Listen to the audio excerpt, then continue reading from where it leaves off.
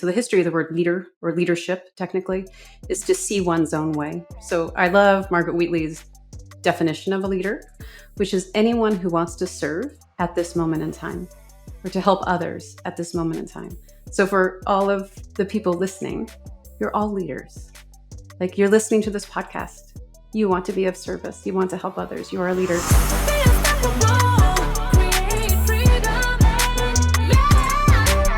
Hello, and welcome to the Unstoppable Woman podcast. I'm Amira Alvarez. I am your host. I'm also the founder and CEO of the Unstoppable Woman. And I am excited to bring to you an amazing human, fabulous businesswoman, and a client of mine, Erica Mills Barnhart, as our guest today on the podcast. Welcome, Erica. Thanks for having me. You're welcome. So why don't you, before we dive in, you tell our audience a little bit about you and your business, just in a nutshell? Yeah. What is your business? How did you get into it? How has it evolved over time? Where were you when you started? Where are you now? What's your journey and trajectory been as a context for what it's like to grow a business and really scale?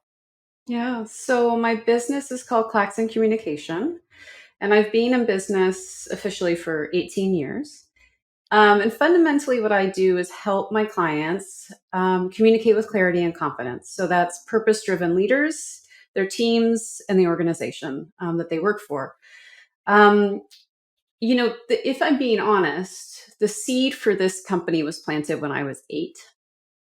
And that was when I moved. So I was born in Vancouver, Canada. So just, you'll hear me, I have a couple little glitches in how I speak. So that's my Canadian roots.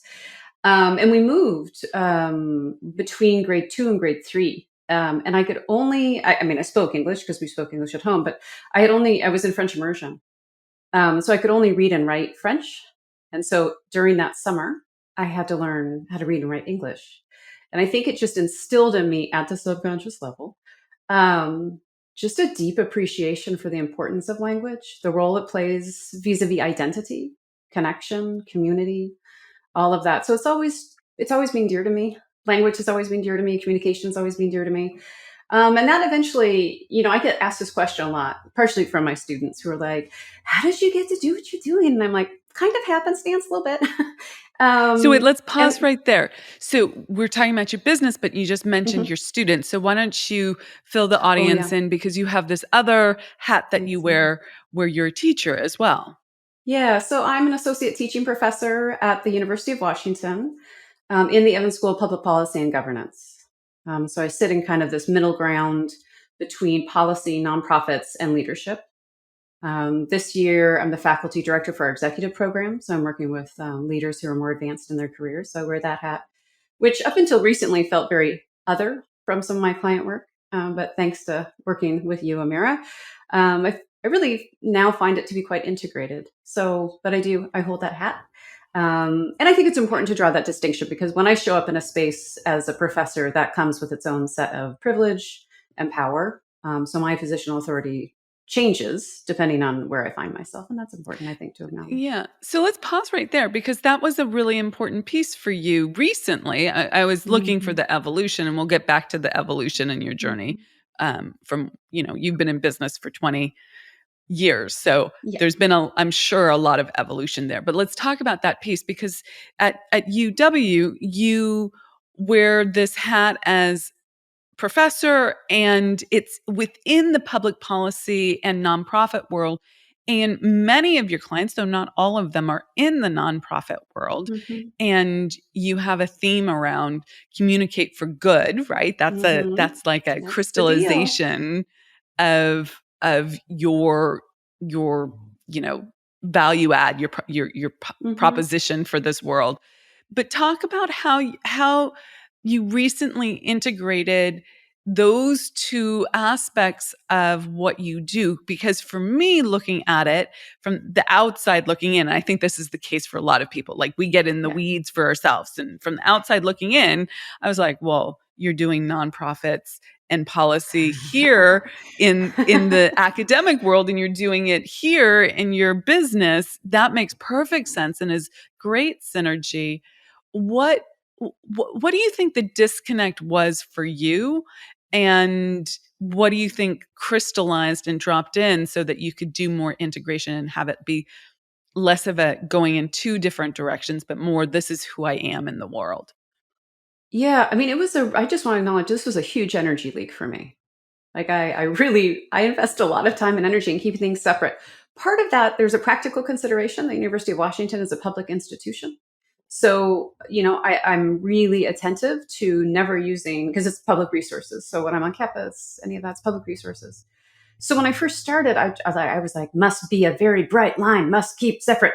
And I kind of just integrated that into my doing, and how I was thinking about it. And it was really a couple weeks ago when we were welcoming the new executive class cohort. And I was sitting there thinking, this is so flippin' cool. Like as a faculty director, I did teach, so I taught about communicate for good and the energetics of language and other things we can get to.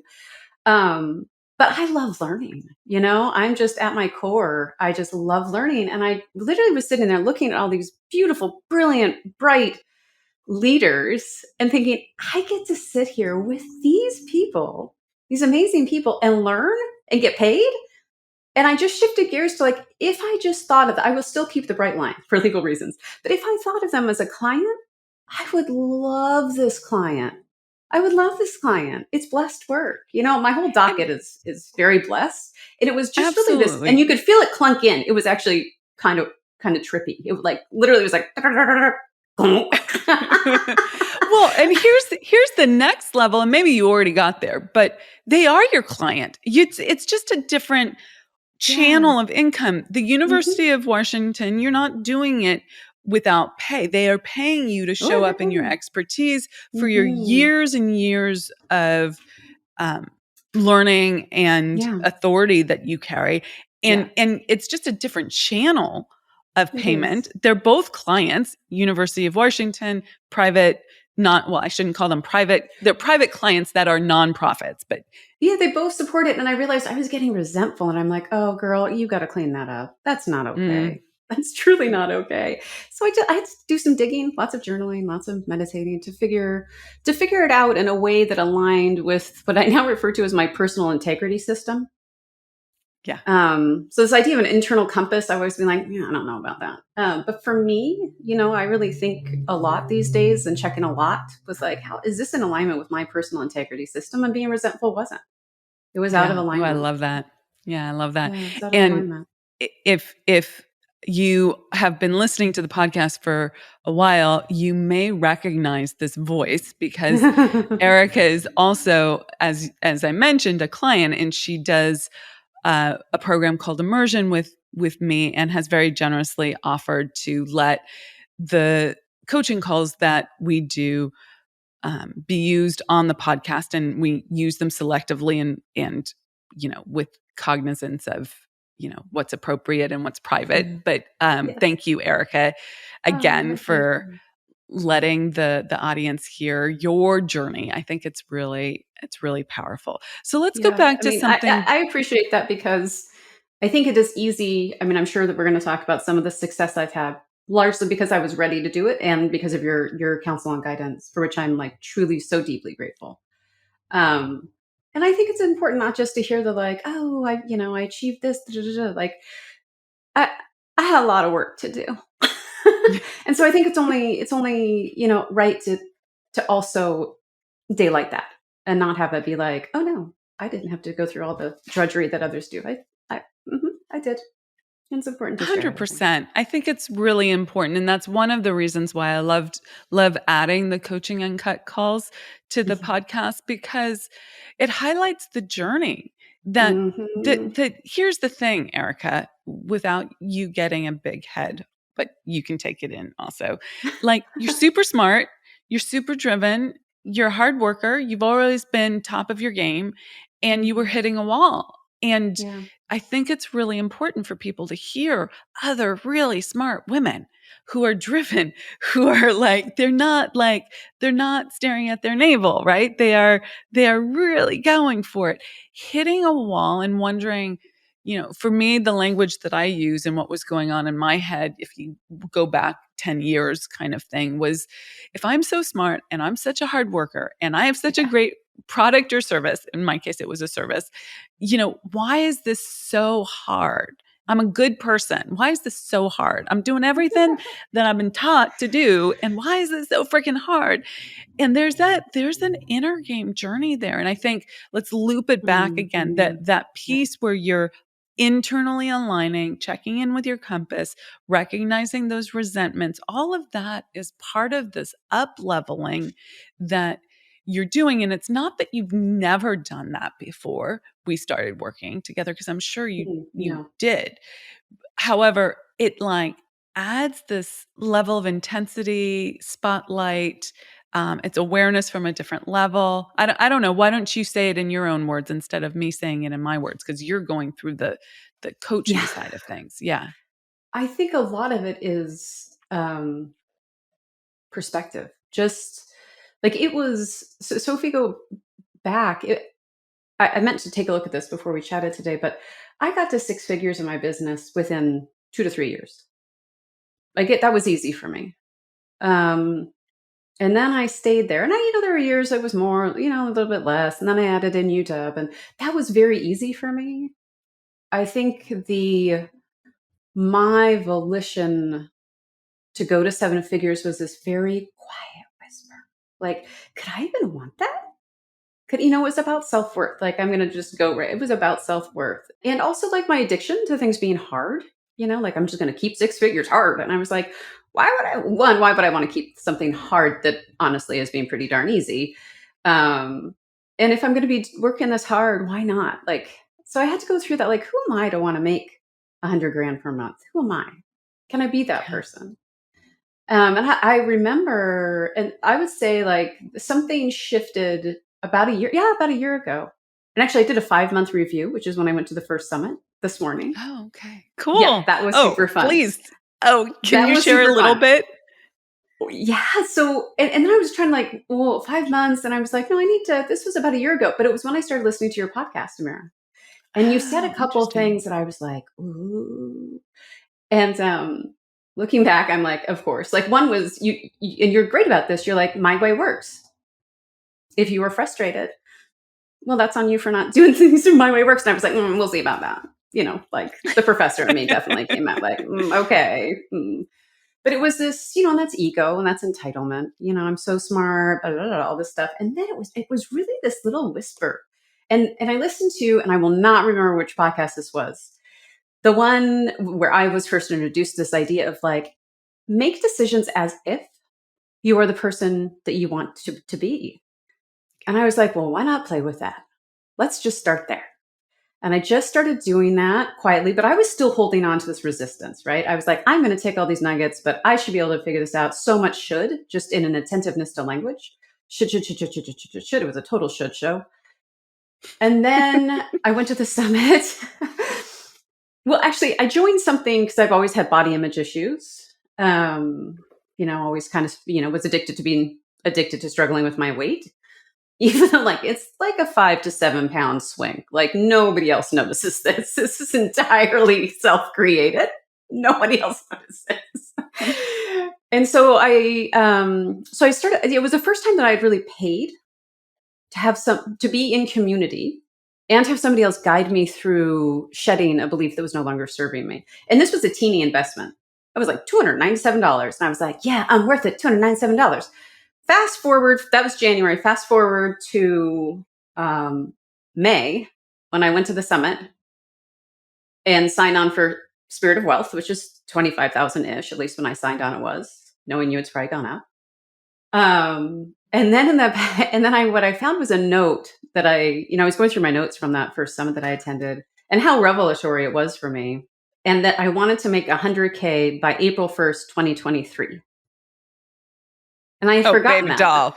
I know. Isn't that great? I'm laughing because I'm like, I won't ruin your punchline, but there's a punchline here. There's a punch. Let's just go to the punchline, which is last month, which was September. I brought in 116,000 in new contracts. Can we just pause that? So September 2022, let's talk about the podcast listeners have heard me say, we're going to close the gap on time. Mm-hmm. And how do you close the gap on time? And what does Mm-hmm. closing the gap on time look like? And my Mm-hmm. clients hear me say this all the time. And Erica set an intention. She put a date to it, April 2023. She started doing some more intense work where I'm in her business Mm-hmm. very intensely, in her mind, in her psyche, in her perspective, as you said, law of relativity here.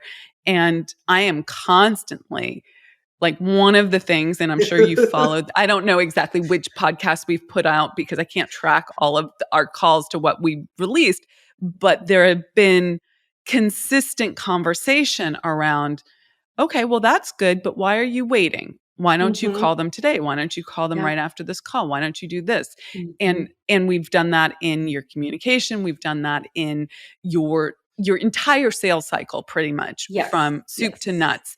And we Yep. keep doing that. It Mm-hmm. doesn't stop. Like, we're constantly doing that. And that's what I think is kind of amazing about this work, is like, you've done so much uh, closing the gap on time, learning that. And still, like, even last week when we were talking, there was like okay, we can still close the gap here. And it just takes a hot minute to, like, become Mm-hmm. someone who does that automatically. Yeah. And truth and transparency, I catch myself all the time on, okay, well, why am I putting that off? I can do that right now. I can do that And right now. kind of drives my team a little crazy because I'm very speedy, but they're all used to it now. Okay, so I want to go back. Let's just emphasize, I need to say that again. April 2023, I want to be making $100K a month. This last month, you did close contracts of $116K. We're still working on getting those Yep. to be like, there's a building of recurring revenue that has to happen Yes. here. Yep.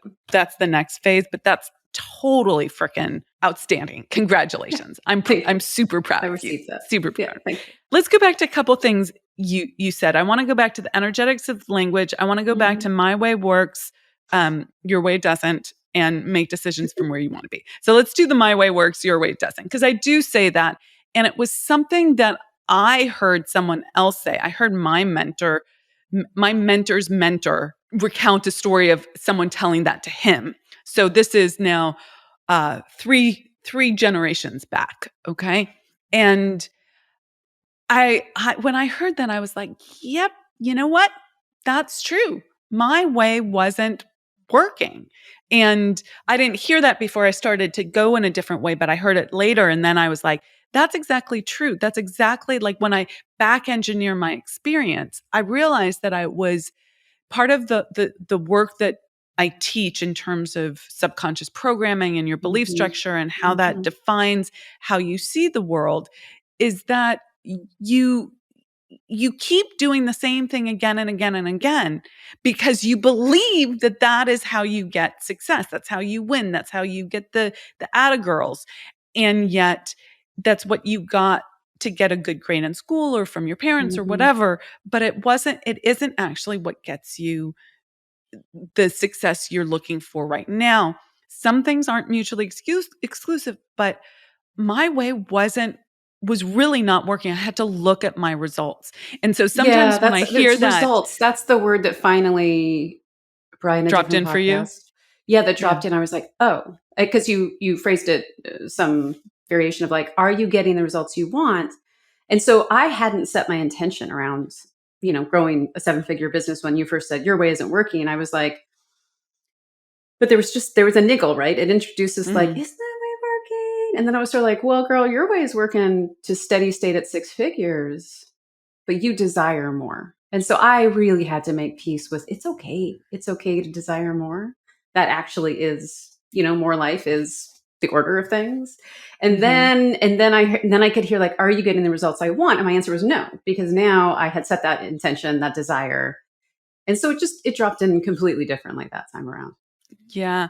Let's talk about desire more and your frame for your company, communicate for good, and the energetics of language, because I think all three of those things are really interrelated. So Mm-hmm. my stance on, like, we're all here for more life, for growth, for expansion, and many of your clients are here to help other people. And Mm. I see it as helping other people expand and have more life. And like your desire for more helps them have more. That's Yeah. how I see it. How Yeah. do you see it? Well, now I see it that way as well. But I will say, not so very long ago, I was like, is that it? Is that true? Is that authentic? Is that blah, blah, blah? And it just really took a ton of the subconscious dismantling of beliefs. A lot, a lot. Like, I can't emphasize for listeners enough. You have to do the inner game. You can't just do the outer game. I tried that because I'm real good at that. Um, it's just not the way it works. And once I started really sitting with, accepting at a deeper level, like, I don't know why, but I am uniquely qualified and really good at helping my clients communicate in a way that gets them the results they want. Whatever those results, for my clients, that looks like, as a leader, really stepping into your leadership in a way where you can consistently lead your team in integrity with who you are as a human. Right. And at the organizational level, I do a lot of work. I call them identity statements: mission, vision, values, purpose. So I have a really unique formula that I use for that, proprietary, that I've developed because I'm a nerd and I do research. And so we bring that all together. Yeah. That's So what it's all about makes you identity. so powerful. I love that. Yeah. I'm super Because dorky. you've actually done the research. You've actually done the heavy lifting and the work to see what Yeah. works, what doesn't work. And then what I'm hearing you say is that you translate it into Mhm. a process that people, particularly the leaders, but you also work with entire teams, Yeah. um, that they can integrate. You Mhm. facilitate that integration so that they Yeah. can then really drop in and be clear. Is that Yeah. Do I have that correct? Yeah, I Okay. mean, clarity is key. And it's interesting to think, I think about my work, like, my idea of a good time last night, I was like rereading Margaret Wheatley's book on leadership and the new science. I don't know if you're familiar with that. Chaos theory and quantum physics applied to organizational structures. So she thinks about systems a lot. And what I'm trying to do, what my way of creating a structure, right? So you want to create enough structure for yourself, for your team, for the organization, so that then they can have autonomy. And that's really counter to a lot of the academic literature, which makes its way into, unbeknownst to most of us, a lot of it is translated into our beliefs about what leadership should be, what management should be, what organizational culture should be. So it's a little counterculture, and it makes more sense. When people come to you, two questions on that. When people Hmm. come to you, what do they think they need help Hmm. with? And Hmm. what do they really need help with? Like, where do you meet them? Meet them where they are. Hmm. And then Yep. what do you really help them with? Because that autonomy piece, I'm sure that if, you work with smart, intelligent Yep. people that I if work you with explain it, purpose-driven high achievers. Yep. yeah. So they'll get it once you explain it to them, but I'm sure they don't come to you saying, our team really needs more No. economy, or Mm-mm. more autonomy. They probably come to you saying what? Like, our team, we're wasting money on Yep. communication, or give me that They are framework. wasting they are wasting time and money, which Mhm. are, time is money, all of that. Do they And know they're that they're frustrated. wasting Like, time? Do they know that yes, they're wasting time and money? Okay. they know that they're wasting time and money. They can't articulate the specifics of that. When I get on the phone with somebody, they're usually really frustrated and they don't feel like they can handle they've tried. Generally, they have tried to solve whatever the problem is to get better results. And so they're frustrated. They know something needs to change, and it's difficult for them to articulate exactly what that is. But that looks a lot like, we're not bringing in enough revenue. This is, Mhm. classic one. Like, we didn't meet our fundraising goals, we didn't meet our revenue goals. We think this might have to do with how we're communicating externally. Mhm. Okay, and then through sort of through a series of questions, what they realize is the way that you communicate externally cannot be unhinged from how you communicate internally and with each other. The way you do one Isn't thing is that the way you do weird? everything. Exactly. But it's really Okay. interesting how, and this is sort of, this is old school science, right? This is Newtonian and Cartesian. And again, listeners would be like, is it really? I'm like, yes, it is. It's very mechanistic. The way that we are taught to think about things in a business context, in an organizational context, is to separate the personal from the professional, to separate Mm-hmm. the internal from the external, because it's tidy, right? And this is our subconscious trying to keep us safe, right? Oh, one Like, moment. Interjection, coach interjection here. Oh, look at how you were doing that with GW and your own business. This tidy yeah, oh instead yeah, of 100%. I'm just the authority around this hmm in both I was trying situations. so hard. and Yeah. it's Yeah. and it takes a lot of energy, right? And Mhm. so I want to, if you're okay with it, I want to talk about the energetics of language, just because it feels Yeah, let's bring it related. in. I love that. So this is, again, we try to like keep them separate. So you hear the term words matter, right, all the time, kind of cliche. What is missed is words matter because they actually are matter. Just like Mm. the phone that somebody's listening to this on, and the earbuds, they abide by the laws of thermodynamics and physics. Ditto for words. They actually have, each word has its own energy. And once you get that, like, it has its own energy. And so you can It's so juxtapose the good, word Erica. the. Let's pause there for a second. I just need to interject. That is so good. Like my whole body went, like tingled when you said that. So I'm going to share something from my childhood, which I don't know that I've ever shared with anyone, but maybe I have. Hmm. I don't recall. I, not words, but numbers. Uh-huh. I, when I used to do math, I knew that the numbers had feelings, had Hmm. energy, had Hmm. personality and Yeah. different character traits. And I remember just being so plugged into that when I was learning math, doing math, playing with math. So, anyways, when you said that, that all came flooding back Yeah. to me, and, Yeah. It's the and same with absolutely, numbers. language has energy, It 100%. has energy. Yeah. And so once you kind of get that, then you're like, oh, from a communication perspective, my work is to channel that energy towards the outcomes that I hope to achieve. So then you need other ways to do that. So when I work with clients, we're going to work the Claxon method. What outcomes do you want to achieve? Who do you need to engage?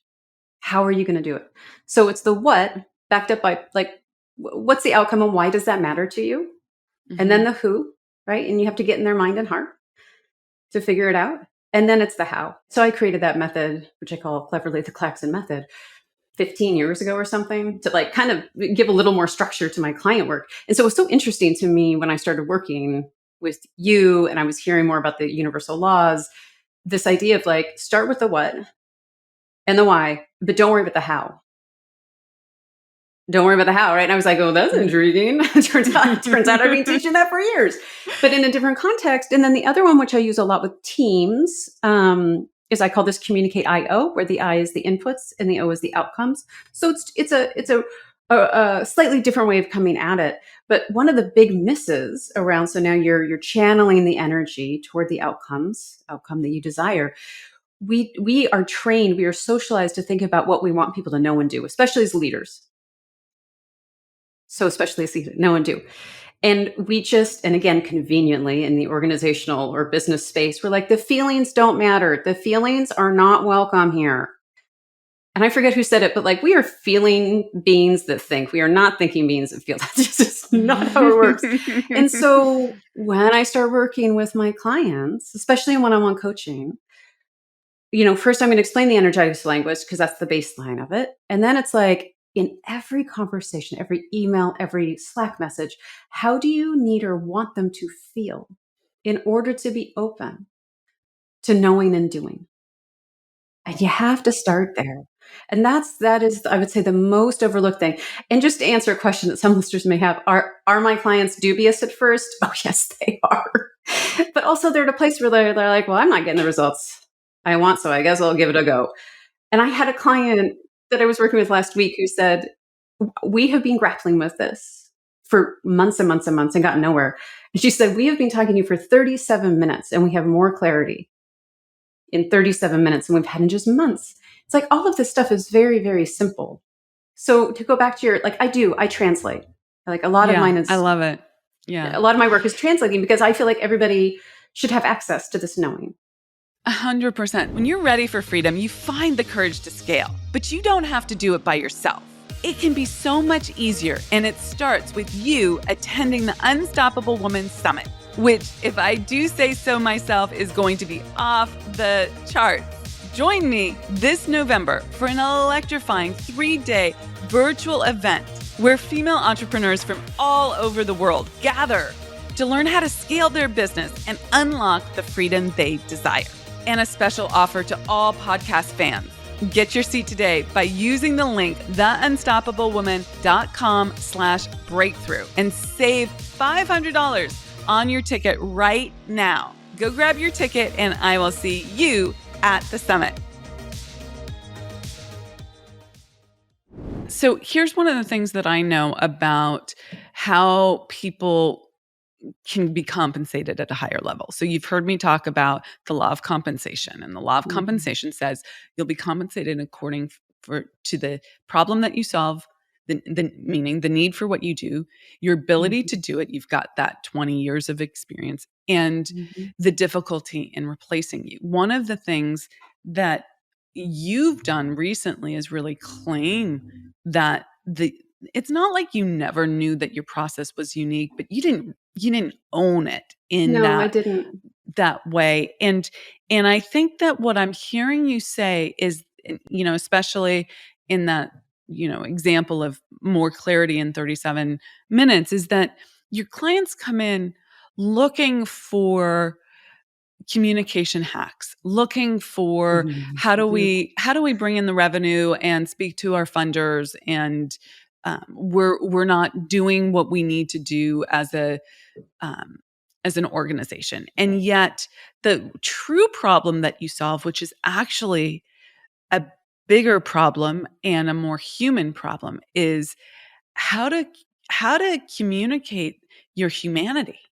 How do you not just as an organization, you need that organizational humanity, but how to communicate your humanity as a leader, as an individual. And that is priceless. And that is completely a unique way of going about communication strategy, right? Like, think about the energy of what I just said, communication strategy. It gives me like this, like this compressed, That sounds constrained thing. Like I can't be myself.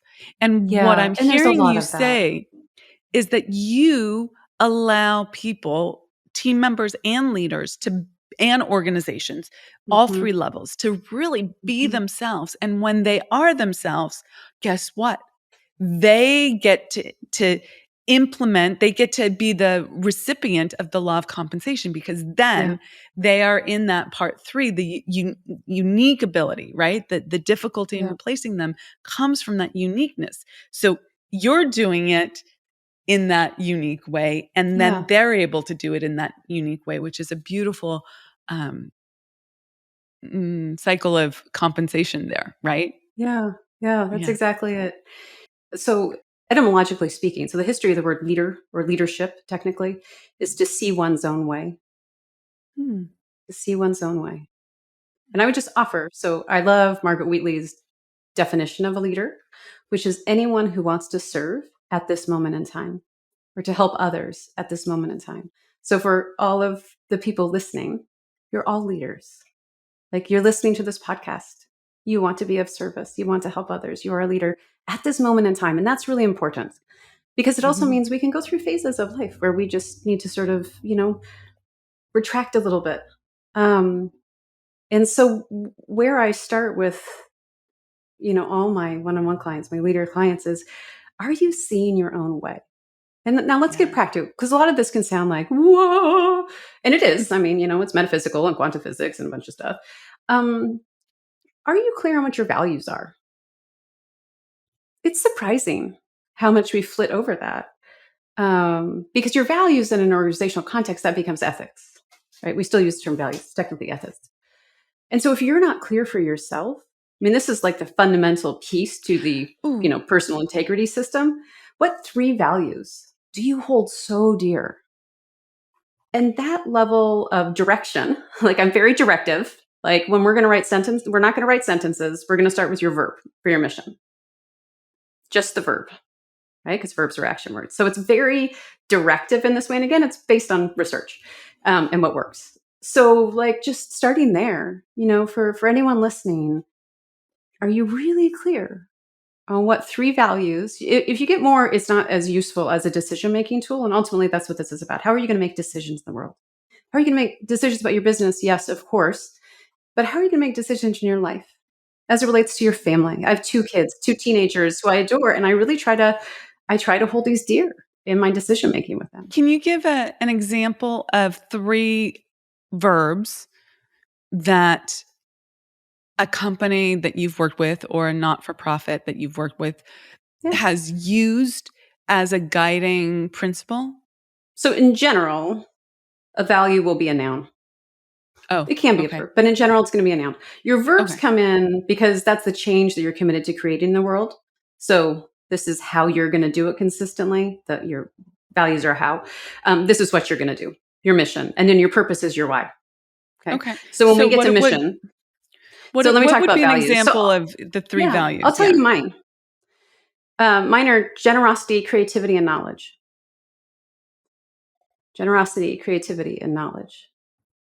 And listeners can probably reverse engineer into this, right? Like, not knowledge to hoard it, knowledge to share it, knowledge because I believe when we are generous in sharing what we know and what we see in the world and how we experience the world, that everything becomes better. And so when I'm making, like, if folks go on my website, so if you go to Claxon, CLAXON communication, no S.com, there's a bunch of resources. Like there's something called the wordifier. Okay. And this is a tool you can put in any word you want, and it's going to tell you whether or not it's not used very much, used somewhat, and like totally overused. The way this becomes practical is because our brains love novelty. They notice new things. And so really this is a communication hack based on, so if you're like trying to write something, you can go and use this. It's based on, we pulled every word off 2,503 nonprofit websites because that allowed us to have a confidence interval of 95%. So we could generalize it to the entire nonprofit sector in the United States. I said I was dorky, right? But we wanted it at that level.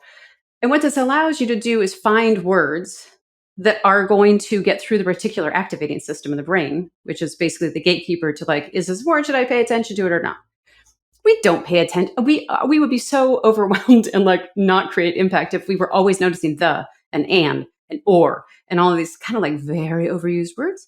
But then from a verb perspective, if you find yourself, dear listener, using the verb provide, that's a lazy verb. That is the 4th most used verb. That means no one's going to notice your verb. And it means they're not going to be attentive in the way that you want them to the change that you're creating in the world, because that's your invitation to them, right? So lots of listeners are entrepreneurs and female business owners, right? Like, what's the change that you're creating in the world? And what verb really captures that? Yeah, let's own it, right? So it's, I think that's one of the things that I get, that I hear from my clients is toggling between this like big, geeky, academic research piece of what I do. And then also we're going to like get on into it, right? Get on into it.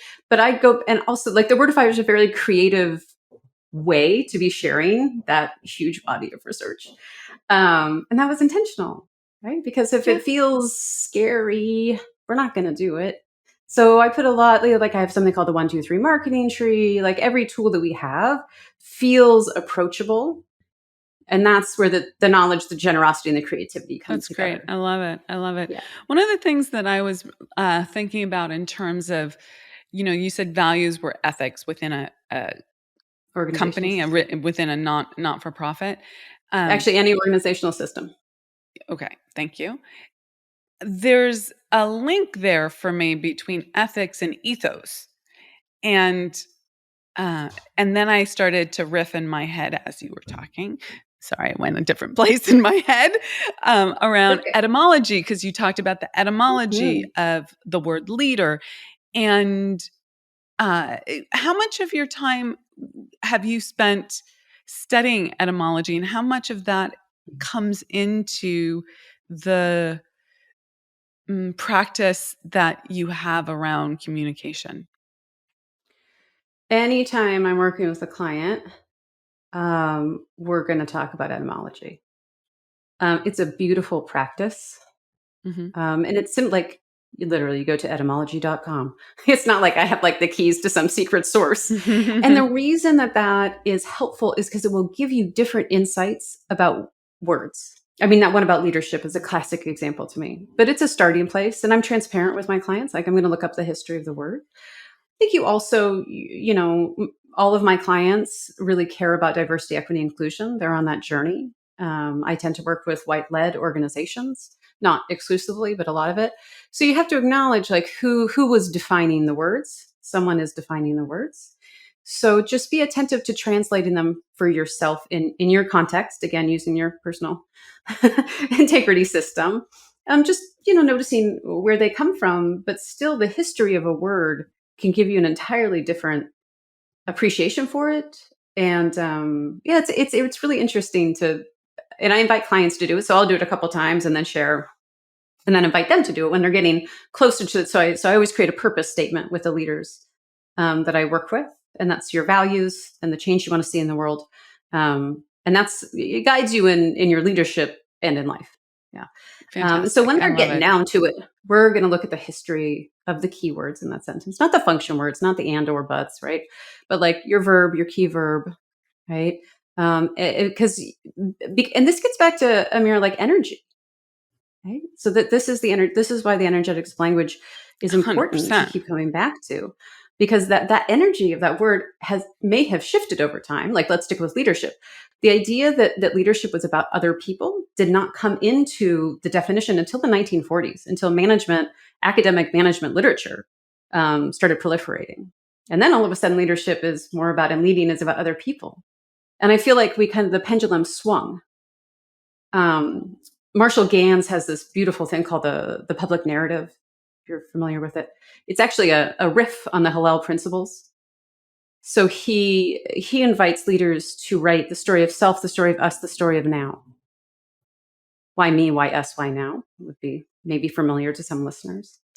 And so, if you're going to be doing that work, right, then that I love that structure and that context, because then you're holding why me, why us, but I have to take care of me first, and I have to know that I can show up for the others. And I see this especially with female leaders who are so in service, and female entrepreneurs in service to others. This can be your kids, this can be your partner, right? That you lose sight of yourself. And I've done this too. Let's investigate that a little bit. So, Mhm. how do you do this for yourself? Let's make the meta, the Mhm. theoretical, personal. Yeah. I think it's really important, like you said at the Yeah, it is. beginning of the episode, that part of your um, sharing on my podcast and doing the coaching uncut was to pull back the curtains Uh-huh. on it's not just the after picture, but there's a journey, and you have this value of generosity. So let's go there. Like, Yeah. how have you done that for yourself? Give us just one thing that has been really impactful for you. In the mornings, I take care of myself first before I take care of my kids. What does that So look like like even specifically? so it looks, I joke, like my morning ritual is very like privileged middle-aged white woman. There's like candles, and there's a journal, and there's sometimes meditation, and there's working out. And I used to, and part of this is the age of my kids. I have a son who's in grade 9 and a daughter who is in grade 12. She just turned 18. So they don't need me in the same way. But I still need to make a lunch. I still make my son a lunch most of the time. And in the past, I would not have been able to sit with myself and take Mm, care of myself if that was not done first. yeah. So it's really like little things like that. He's not going to starve if he doesn't get his sandwich, right? He's going to figure out a way. But in the past, the order of that would have been different. 100%. 100%. Okay. Before I ask my final questions, where can people find you if they know someone with a nonprofit that they want to connect you with, or actually are on the board of a nonprofit, or simply want some help with their communication and being a good leader and communicating well, where can they find you? What's the best way? The best spot is our website. So Claxon-communication.com, CLAXON-communication, no S.com. You can find me on LinkedIn, which my handle is Erica Mills Barn on LinkedIn. I post a lot. I'm pretty hyper-focused on LinkedIn as a way to connect and serve. And I have a podcast, Communicate for Good, which you can find anywhere you enjoy listening to your podcast. Just search Communicate for Good and you'll find that. So those are awesome. the three big ways. And I'll just say, yes, I work a lot with nonprofits, but making the world a better place is not the purview solely of nonprofits. So I work with Microsoft and White Pages and construction companies. And it's not for me to say who's making the world a better place and how. Well, that if you want to, then we... Perfect segue to my next question, Erica. So I'm going to interrupt you so that you can have the mic for a little bit longer here. What do you wish for the world? Give that to us in a beautiful little nugget. What do I wish for the world? My purpose is to unleash the power of words. It's not complicated, but it guides me.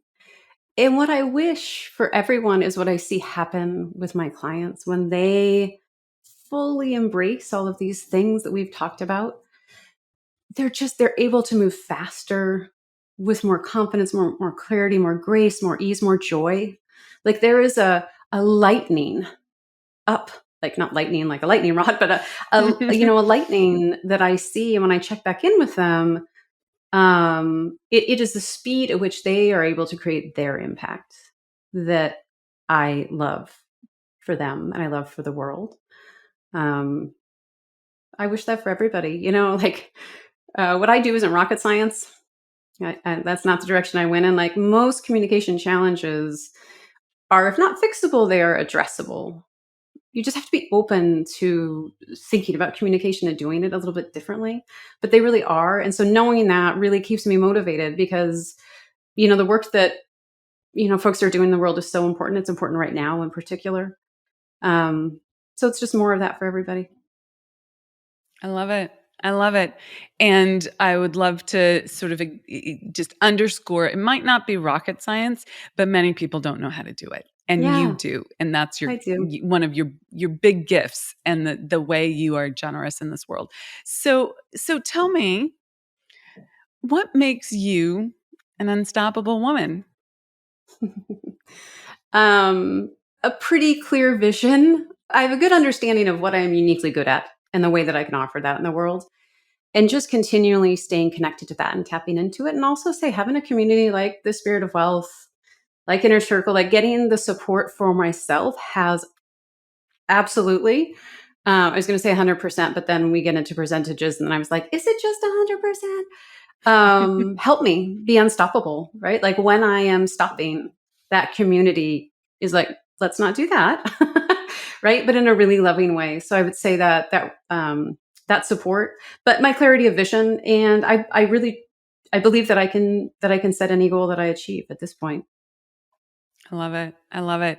So a few final reflections before we officially wrap up here.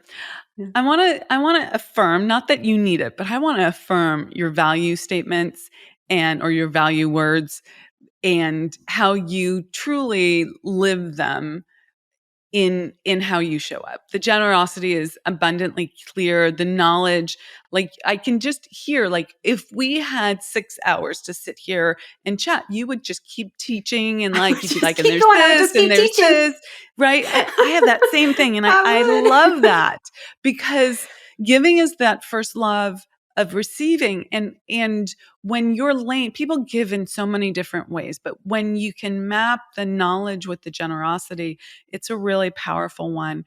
And the other thing that I want to really affirm for you and share is the level of, it was interesting to hear you share while you were listening to the podcast before I had even met you, what's interesting about the podcast, and there's all these people that are listening that I've never met. And I have no idea what's going on in their minds, except I know that they were probably, if they're attracted to this work, they were probably where I was at years ago, and that they're going through some sort of similar journey. And you've just affirmed that for me. And I just want to underscore that what you shared there was such a great reflection that of that journey of like, I'm fascinated by this, but like kind of a little bit arms crossed. I'm not so sure 100% about my that. arms were crossed. Yeah, like I'm not. That's different. That's not really how it works. And then you got out of your own way. And to me, this is one of the things that makes you truly unstoppable, is that you learn that, like, oh, that's ego. That's commitment to the struggle, addiction to the struggle. That is staying in the hard. What if I did do it differently? What would that look like? And then you actually did start making decisions from the place you wanted to be, and stayed in persistence with that despite the discomfort. And you've completely, let me not say completely, because we're always on a journey, but you've really turned that around in terms of how quickly you receive new information and put it back out there on the field of play. And I want to underscore that for you. That's one of your, I just see that in you. That's one of your talents, and it's really serving you well. And I think it does life make is you much quite yummier when one gets out of their own way. Turns out might be a little bit scary on the growth edge, but it's much more enlivening, right? You have more vitality when you're there. So and more calm. Yeah, which the juxtaposition is interesting. Like more vitality, and I'm more calm. I was going to wrap up, but we cannot wrap up just leaving that as an open dangly hook. I want to just say yes, 100,000 trillion million % to that statement, because like that law of compensation, right? You're compensating according to the need for what you do, your ability to do it, in the difficulty in replacing you. That third bit is the lack of suppression of who you truly are, the full expression of it. When you get out of your own way, you start expressing yourself.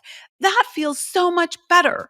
When you're not in conflict with yourself, you're like, and in order to not be in conflict with yourself, in order to have that release, that expression, there is scary work on your growth edge that needs to be done.